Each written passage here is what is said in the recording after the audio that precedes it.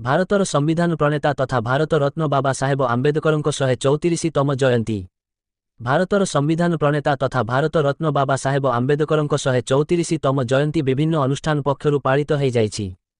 କରଞ୍ଜିଆ ଉପଖଣ୍ଡ କାର୍ଯ୍ୟାଳୟ ପକ୍ଷରୁ କାର୍ଯ୍ୟାଳୟ ପରିସରରେ ଥିବା ବାବା ସାହେବ ଆମ୍ବେଦକର, ଗୋପବନ୍ଧୁ ଦାସ ଓ ମହାତ୍ମା ଗାନ୍ଧୀଙ୍କ ପ୍ରତିମୂର୍ତ୍ତିରେ ସହକାରୀ ଜିଲ୍ଲାପାଳ ରଶ୍ମିତା ଜେନା, ପ୍ରେସ୍ କ୍ଲବ ସମ୍ପାଦକ କର୍ଣ୍ଣାର୍ଜୁନ ସାହା, ବରିଷ୍ଠ ସାମ୍ବାଦିକ ଗୌରୀଶଙ୍କର ସିହ୍ନା, କାର୍ଯ୍ୟାଳୟ କର୍ମଚାରୀଙ୍କ ଗହଣରେ ବାବା ସାହେବ ଆମ୍ବେଦକରଙ୍କ ପ୍ରତିମୂର୍ତ୍ତିରେ ମାଲ୍ୟାର୍ପଣ କରି ଶ୍ରଦ୍ଧାଞ୍ଜଳି ଜ୍ଞାପନ କରିଥିଲେ।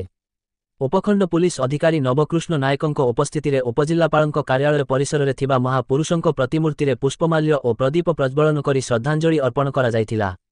ସେହିପରି କଚେରୀ ଛକଠାରେ ବାବା ସାହେବ ଆମ୍ବେଦକର ଜୟନ୍ତୀ ପାଳନ ଅବସରରେ ସର୍ବସାଧାରଣଙ୍କ ପାଇଁ ଦହି ସରବତ ବଣ୍ଟନ କରାଯାଇଥିଲା। କରଞ୍ଜିଆ ଓକିଲ ସଂଘ ସଭାପତି ମଦନମୋହନ ମହାନ୍ତ, ସମ୍ପାଦକ ସରୋଜ କୁମାର ରାଉଳ, କୋଷାଧ୍ୟକ୍ଷ ବିଶ୍ୱଜିତ ସାହୁ, ଆଇନଜୀବୀ ନବକିଶୋର ପଣ୍ଡା, ବିଶ୍ୱଳିତ ଚୌଧୁରୀ ତଥା ବହୁ ଆଇନଜୀବୀ ଅଙ୍କ ଉପସ୍ଥିତ ଥିଲେ।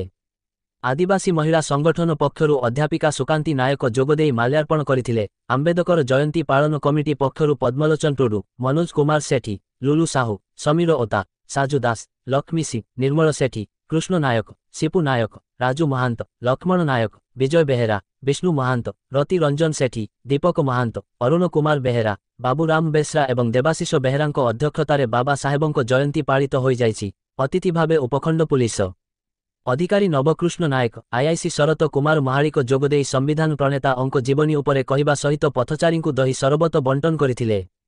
ମୟୂରଭଞ୍ଜ ଜିଲ୍ଲା କରଞ୍ଜିଆରୁ ବି ଦିବ୍ୟେନ୍ଦୁ ଶେଖର ଅଙ୍କ ରିପୋର୍ଟ।